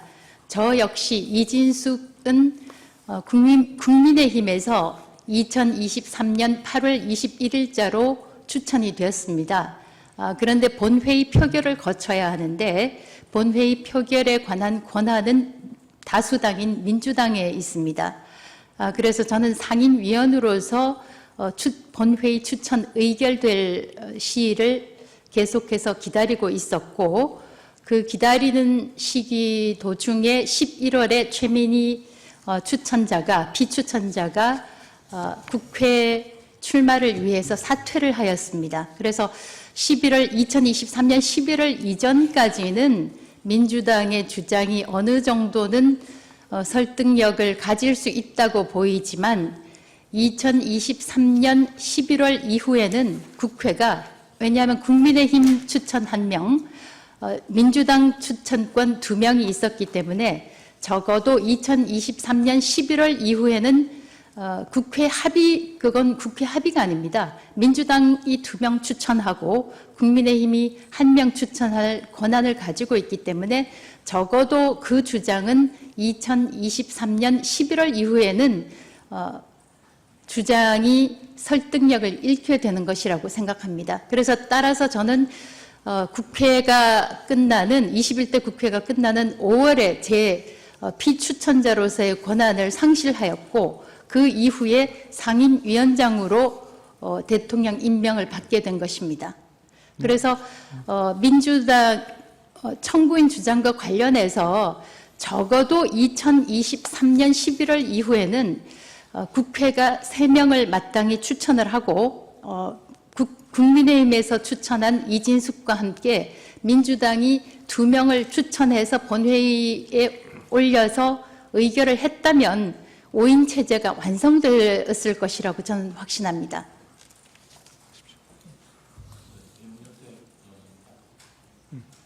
네, 하시죠. 국회가 최민희 후보 퇴임한 이후에 국회가 추가로 후임을 선임하지 않는 것은 그에 앞서서 대통령의 임명권 남용에 근거하고 있습니다.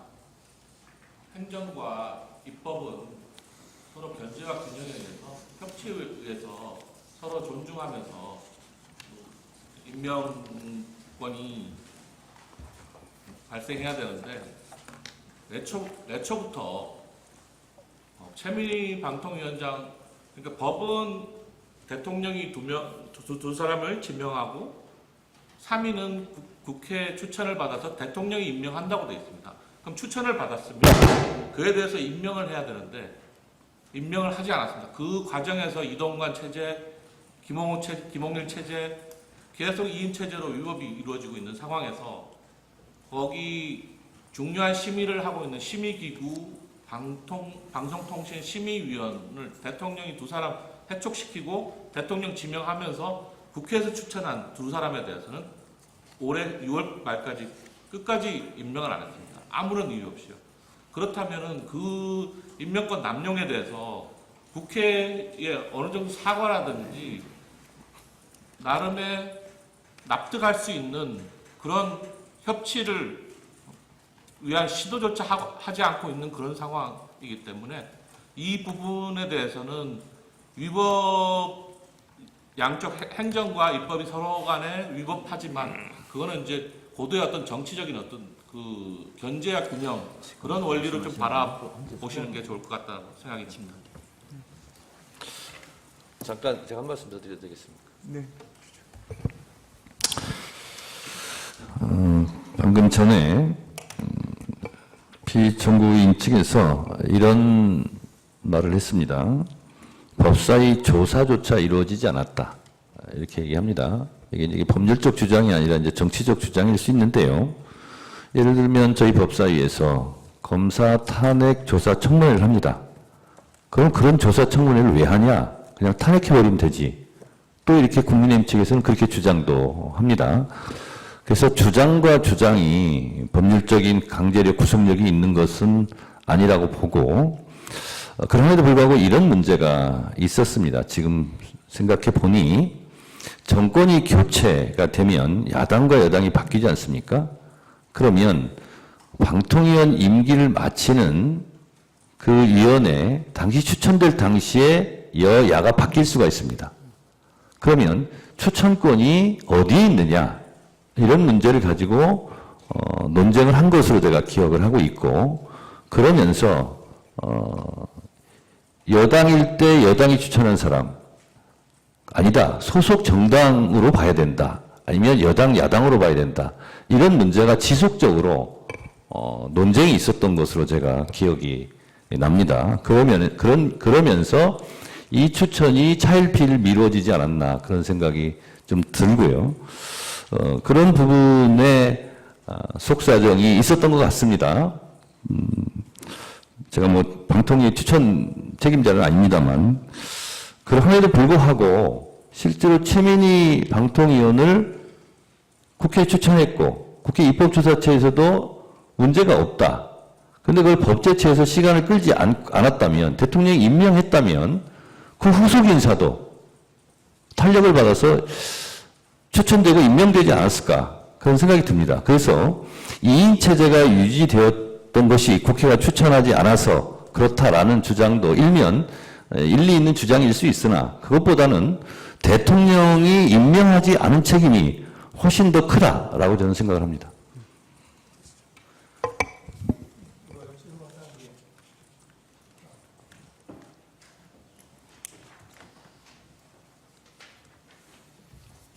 그 위에 있는 그림만 좀 나오게 해주세요. 확대해 주세요. 예, 그 정도, 예, 됐습니다. 저기 지금 저 청구인 쪽에 좀 여쭤보는데요.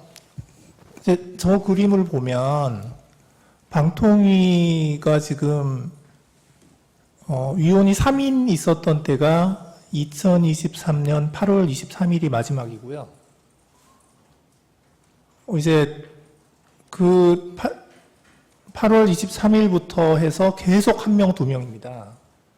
지금 이제 최민희 의원을 임명하지 않은 이제 그 문제가 2023년에 있었죠. 예, 그래서 2023년에 저 국회 쪽에서 추천해야 되는 3명이 뭐 공석이었던 거는 뭐 그럴 수도 있었다. 일단 국회에서 뭐 일은 했으니까. 그런데 이제 21대 국회 구성이 되고 2024년에 들어서도 계속해서 지금 국회 쪽 3명은 공석이란 말이에요. 좀 최민희 의원의 문제가 있었다 하더라도 좀 지나친 거 아닌가. 이제 국회가 국회의 임무를 제대로 했나 하는 그런 좀 의문이 들고요. 이제 그래서 이제 그러면 이 방통위원회가 이제 이 국가기관인데 그러면 지금 2023년 8월 23일부터 지금까지 방통위원회가 회의체로서 기능하는 그 기능은 하지 말았어야 된다. 하지 말라는 게 국회의 뜻인가요? 지금 그 표에 보시는 대로 그거는 맞는 것 같습니다. 근데 이제 국회 입장에서는 그 대통령이 최민희 의원을 임명하지 않기 때문에 왜 대통령이 임명하지 않았는지, 임명하지 않은 이유가 뭔지, 그 임명과 관련해서 국회에 어떤 협조를 했는지를 대통령이 먼저 밝히는 게 순서가 아닌가. 제가 지금 묻는 거는 네. 그 최민희 의원 그거를 얘기하는 게 아니고요. 맞습니다. 국회 쪽에서 네. 지금 이제 최민희 의원이 사퇴한 2023년 11월 이후에는 그 3명 국회목 3명을 추천할 수 있는 상태가 됐잖아요. 그런데 그게 지금 2023년 11월이고 지금이 2024년 11월입니다. 1년이 됐어요. 그런데 국회에 추천을 안 하시잖아요. 그러면 그 1년 동안 방통위는 일을 하지 않아야 된다는 건가요? 지금 그래서 국회의 입장에서는 우선 최민희 의원을 임명하지 않는 대통령실의 이유나 이런 걸 들어야 될까? 먼저 그 부분에 대해서 대통령실에서 이야기를 해야 될 것 같고요. 그 다음에 8월쯤에 민주당에서 추천을 하겠다라고 했는데 국힘과방위 간사는 이 헌재 결정이 끝난 다음에 3명을 같이 추천하자. 또 그런 식으로 이야기를 해가지고 지금 추천이 보류됐다. 그 타임라인은 지금 현재 그런 상황이다. 그런 걸 말씀드립니다. 예, 그건 이제 국회 내부적인 이야기이고요. 네. 그럼 이 방통위원회는 국가기관이거든요. 그럼 이 국가기관은 저렇게 1년 넘게 기능을 안 해도 되는 겁니까? 국회에서 그걸 바라고 있는 건가요? 제가 좀 말씀드려도 되겠습니까? 네. 최민희 방통위원을 굳이 임명 안 하고 시간을 끌고 결국 사퇴하게 만든 책임은 윤석열 대통령한테 있는 거 아닙니까? 임명하지 않을 이유가 없어요. 근데 임명을 하지 않았습니다. 그러면 당의 문제가 아니라 국회로 책임으로 치환해서 말씀드리면 국회에서 예를 들어서 추천한다고 쳐요. 그러면 윤석열 대통령이 국민의힘이 추천한 인사만 임명하고 민주당이 추천한 인사는 임명하지 않고 이럴 가능성도 배제할 수 없는 거 아닙니까? 그러면 국회에서 내부적으로 그걸 토론할 수도 있는 문제이죠. 그러다가 시간이 흘러갈 수도 있는 문제죠. 직접적인 비유가는 안 되겠지만 헌재 재판관도 그래서 지금 지연되고 있는 것으로 제가 알고 있습니다. 그래서 국회에 책임이 있다라고 말하는 것은 일견 맞을 수 있는데 실제로 추천하는 프로세스 과정을 본다면 국회에서는 실제로 정당 간의 입장이 있고 그것이 국회 추천으로 외화가 될 텐데 그런 저간의 사정이 있다는 점도 우리 재판관님들께서 좀 고려해 주셨으면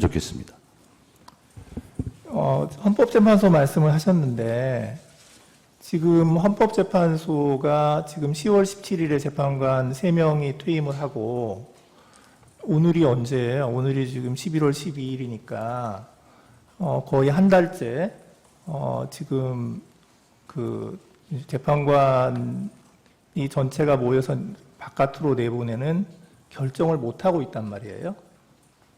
그러면 이 헌법재판소에 대해서 이렇게 그 재판관을 추천하지 않고 국회에서 3명을 추천하게 되어 있는데 그걸 하지 않는 그것도 지금 국회가 제 기능을 하지 않는 것인데 그게 그 국회의 책임 이외에 다른 누구의 책임이 있나요? 그러니까요. 그런데 네. 그러면 이제 국회의 뜻은 헌법재판소는 일을 하지 말라는 건가요? 제가 말씀드려도 되겠습니까? 예. 헌법재판관 문제는 이런 것 같습니다. 국회에서 법으로 다 규정하면 좋겠지만 그렇지 못한 관례라는 게 있습니다. 그래서 지금처럼 1당과 2당이 현격하게 차이가 나는 경우는 실제로 다수당이 2명을 추천해야 된다. 3명을 추천해야 된다. 아니다. 비슷하게 추천해야 된다. 이런 논쟁이 있는 겁니다. 그래서 그 논쟁이 있는 국회에서는 나름대로 고충이 있는 것이고요. 그냥 그 과정을 생략하고 국회 책임이다. 맞죠? 국회 책임일 수 있습니다.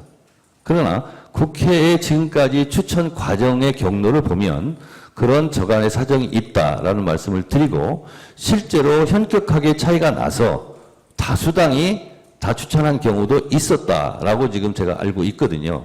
마찬가지로 방통위원 같은 경우도 아까 말씀드린 것이 반복입니다만 여야의 시점이 달라서 추천한 주체가 누구냐 하는 부분으로 국회에서 끊임없이 논쟁할 수 있는 것이고요. 그건 그 이후의 문제인데 계속 제가 주장합니다만 최민희 의원을 윤석열 대통령이 임명했다면 지금 같은 사태가 시작되지는 않았다라고 저는 주장합니다. 그러니까 이제 제가 이제 마지막으로 한 가지만 더 말씀을 드리면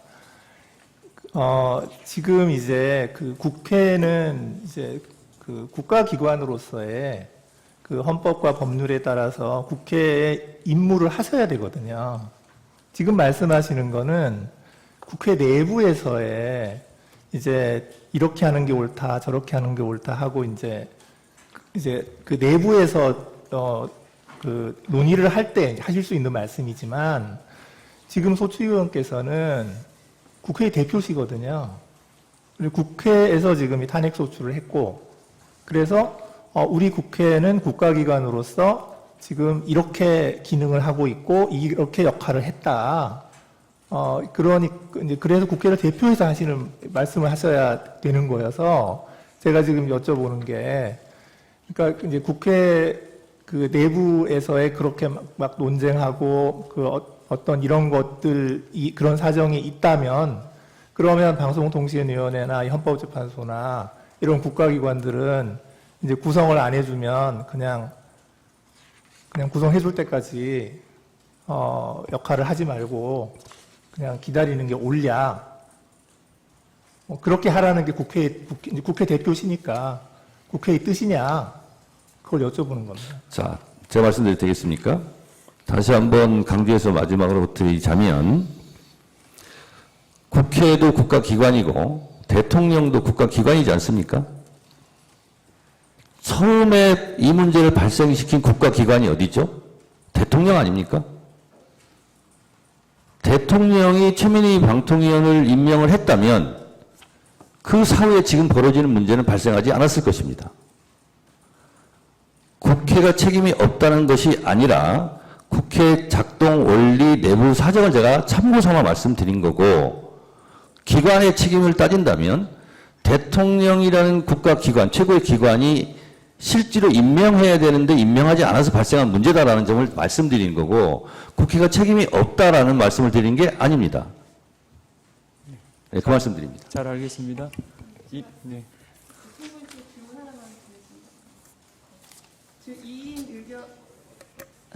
했어요. 네. 2인 의결의 위법성을 주장을 하고 계시는데요. 그 위법인 이유가 2명이기 때문인지 아니면 그 2명이 대통령이 임명했기 때문인지 어디에 더 방점이 있습니까? 그 예컨대 만약에 2명이어도 한 명은 이제 대통령이 임명한 인사고 그 다른 한 명은 국회가 추천한 인사라면 그 경우에는 좀 위법성 평가를 달리 해야 됩니까?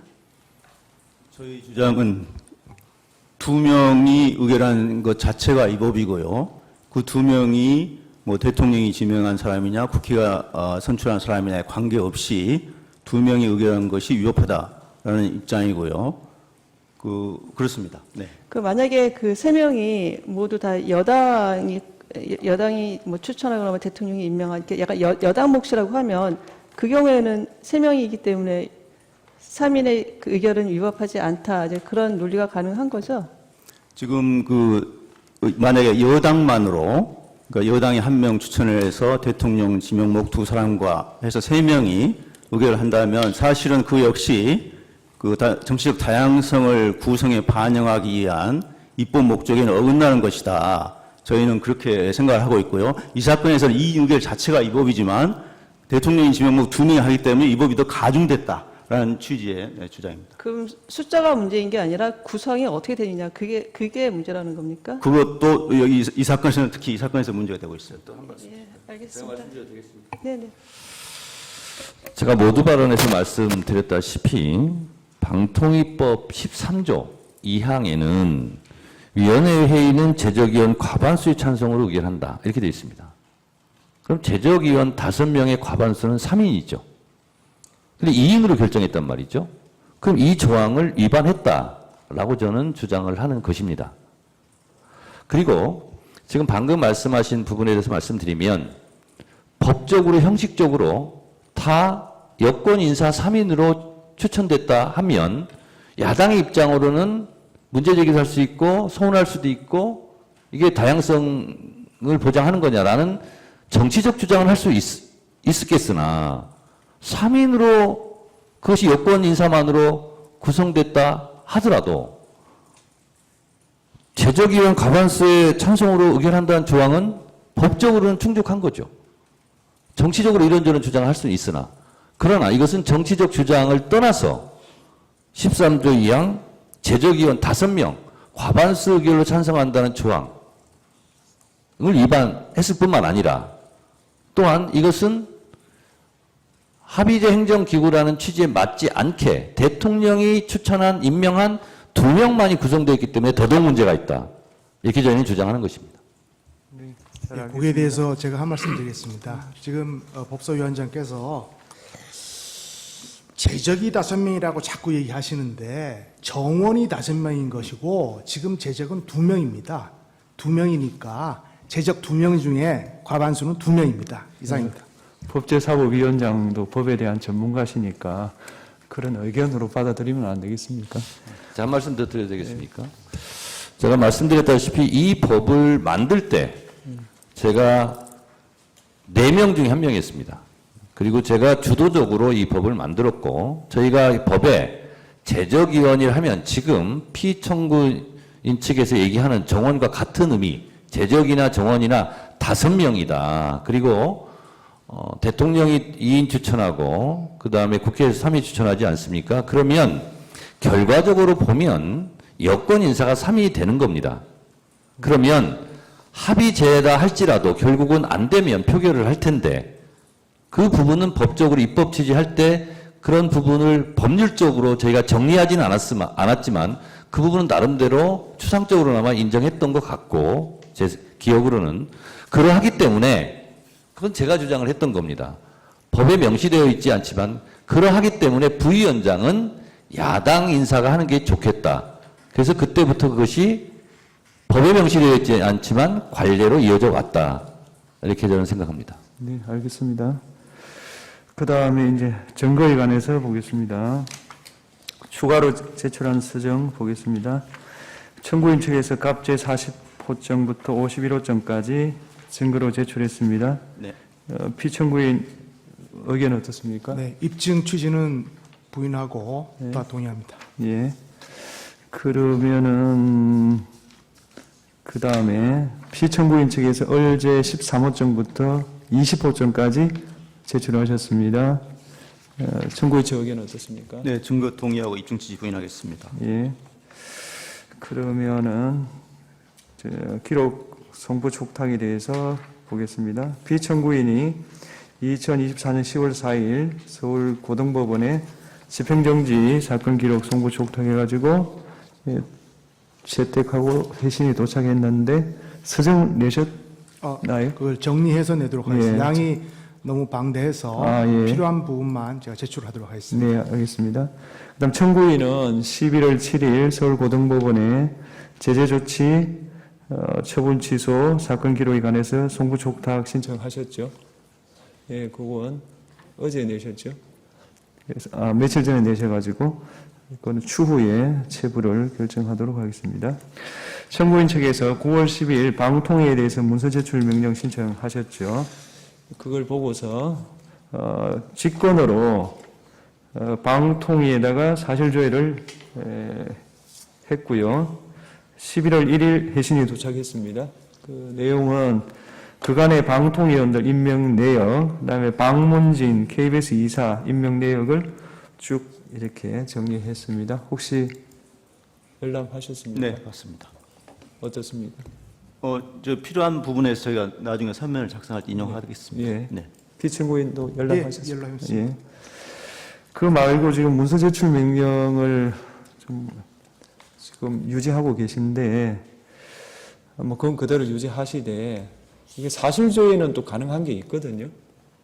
사실조회로 방통위에 좀 그 문서 제출 명령 취지 중에서 좀 그 가능한 게 있다면은 그걸로 일단 좀 해주시고, 지금 방통위에서는 문서 제출 명령에 대해서 못 내겠다고 하는 입장이거든요. 방통위 회의록 말씀하시는 예, 거예요? 뭐 속기록. 등등요. 네네. 예, 그래서 그런 것도 좀 참고를 해주시면 좋겠습니다.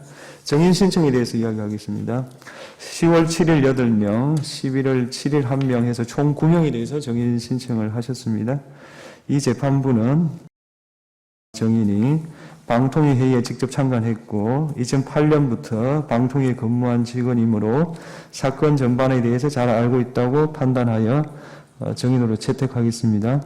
나머지 정인은 정언을 들어보고 추후 체부를 결정하도록 하겠습니다. 혹시 피청구인 측에서 신청할 정인 같은 게 있나요? 증인의 증언을 들어본 이후에 네. 신청하도록 하겠습니다. 네. 그러면 그거는 신청을 11월 15일까지 뭐 좀 검토를 해 주셨으면 도움은 되겠습니다. 그 다음에 어제자로 사실조회 신청을 하셨죠? 예, 했습니다. 네. 아마 그 의사 정족수 때문에 그러신 예, 것 같은데 그렇습니다. 그것도 추후 채택 여부를 결정하겠습니다. 채택된 서정에 대해서 서정 조사를 하겠습니다. 갑제 28호증을 빼고 나머지 갑제 1호증부터 갑제 39 오늘 한 50일까지 어제 1부터 오늘 채택한 20까지 모두 열람하셨죠? 예, 예. 그래서 양 당사자 측에서 양해해 주신다면 열람하는 것으로 개별 서정 조사를 대체하려고 합니다. 의견이 어떻습니까? 네, 무방합니다. 예. 그러면 열람하는 것으로 재판부와 양 당사자 측이 열람하는 것으로 증거 조사를 대신하겠습니다. 증거 정리를 마치려고 하고 지금 변론 기일은 2차 변론 기일은 정인 신문을 위해서 주로 하는 거고 청구인 측에서 정인 신문 사항을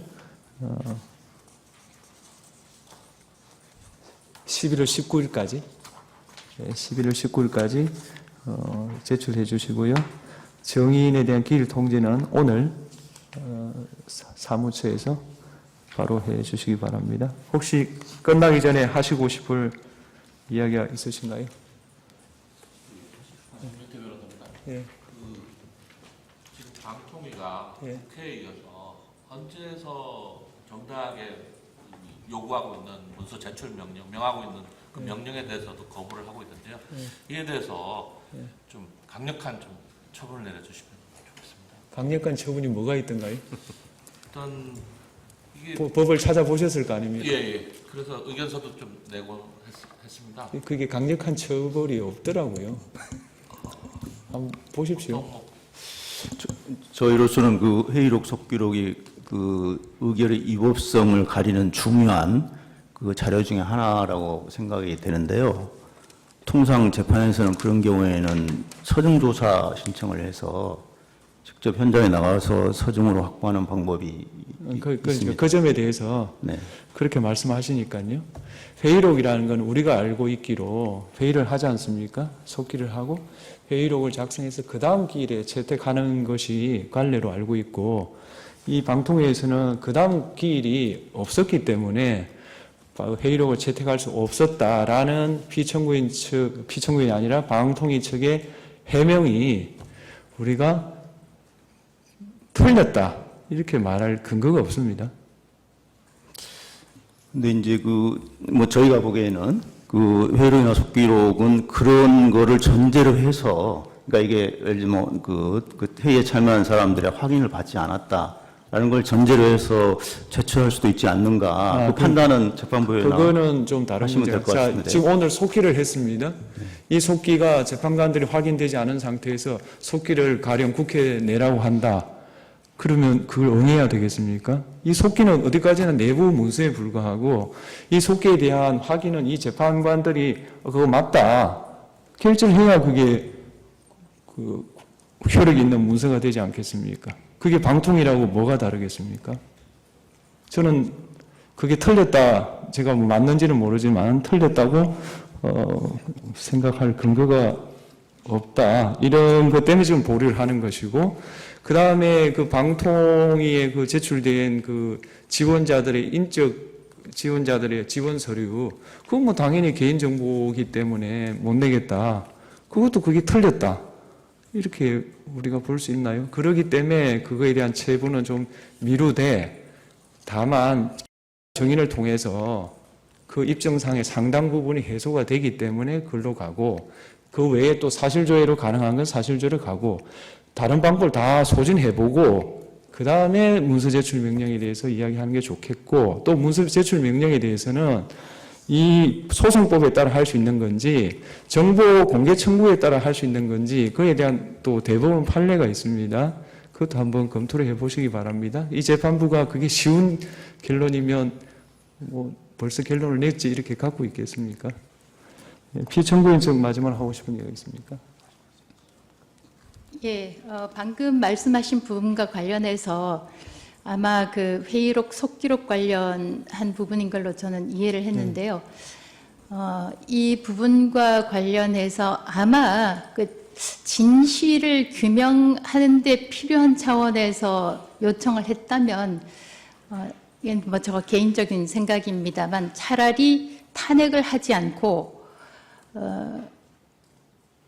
청문회라든가 사실 관련한 그런 그 국회에서의 회의가 있었다면 훨씬 더 진실에 접근한 발견이 있었을 수 있다, 이렇게 생각합니다. 방금 소장님께서 지적하셨듯이 회의 속기록은 방통위에서도 회의 참석자들이 회의가 끝난 다음에 속기록이 나오면 그것이 본인이 한 발언과 일치하는지 검토를 거쳐서 다음 회의 때 의결을 하고 공개를 하게 돼 있습니다. 그래서 저는 다만 이제 제 신분상 직무가 정지되어 있기 때문에 그 회의록 속기록을 볼 수 있는 권한이 없습니다. 그래서 방통위에서는 제출하고 싶어도 제출을 할 수 없는 입장이 있다는 것을 다시 한번 말씀드립니다. 그리고 아까 하나만 더 추가를 해서 말씀드리면, 대통령 임명과 관련해서 대통령에게 책임을 야당으로서는 물을 묻는 부분에 대해서 일견 이해가 되면서도, 그 모든 것은 최민희 현 의원이 스스로 피추천자로서 사퇴를 했던 2023년 11월 이후에는 그 주장이 설득력이 없다. 그 이후에 작년 11월부터 올해 11월까지 적어도 1년 동안의 기간이 국회에서의 추천할 기간이 있었다. 이 사실을 다시 한번 상기시켜 드리고 싶습니다. 네, 저도 한 말씀 드리겠습니다. 네. 아까 그 입법조사처에서 당연히 뭐 별 문제 없다라는 서면이 나왔다고 하는데 지금 국회의 다수당을 차지하고 있는 정당의 영향력 하에 있는 입법조사처에서 앞에는 전반부에는 별 문제가 없는 듯이 써 있지만 그 단서 부분에 이런 문제가 있을 수 있다라고 해서 사실상 문제가 있을 수 있음을 이렇게 단서 이후 부분에 기재하였다는 점을 말씀드리고 싶습니다. 네, 알겠습니다. 제2차 변론기일은 2024년 12월 3일 오후 2시 대심판정에서 진행하겠습니다. 네, 감사합니다.